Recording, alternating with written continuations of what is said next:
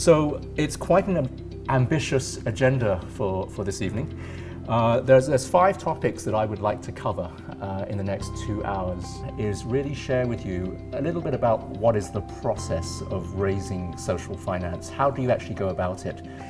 As well as what's the difference between social finance and, for example, charity fundraising. Before I begin, just to share that there'll be many more resources which you can find about this topic at this website here, which is socialinvestmenttoolkit.com. And then I'm going to speak about what kind of investment should you raise.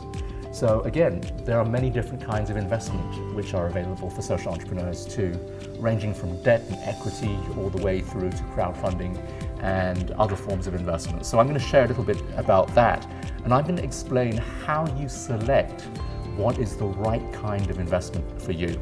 The key point that I'm leading up to is this: only social businesses actually generate any profits. And therefore, only social businesses can raise investment in the form of debt or equity, right? So that's actually a very fundamental distinction. If you're a business, then you can raise debt and equity. You can be funded through investment. If you're a charity, you're typically going to look to philanthropy to fund you. In other words, grants and donations. Typically, there are 5 main financing options which are available. And the reason why I've highlighted the top 3 is because those are the main options by far which social entrepreneurs draw upon. So normally it's debt, equity, and philanthropy. Another distinction that I'm going to draw is the first 2 are what I call investment. So again, recall that I defined investment as any capital which needs to be repaid.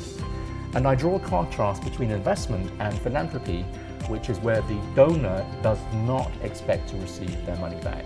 Social businesses can raise investment because they have the profits to repay that investment. Charities typically cannot raise investment because they do not generate profits, and therefore they are unable to repay the investment which they generate. So essentially, when you raise equity, what you're doing is you're selling a percentage of ownership, is you're actually inviting somebody to become a co-business owner alongside you. That means that they share the risk and the rewards of that business with you. The feature of equity is that there's no risk of bankruptcy when you sell shares in your business. So if your business generates no profits, there is no risk that the equity owner can therefore wind the company down or render it insolvent. And so for this reason, equity is typically used for startups when they're raising funding, because you have very high risk when you're starting up, and you typically don't have a great deal of cash flow. So therefore, it's difficult to raise a loan. Equity, on the other hand, is a different story. With equity, you're selling ownership, and you're inviting them to share the upside with you, but also the downside. And so equity is high-risk funding, which is very suitable for early-stage, high-risk startups.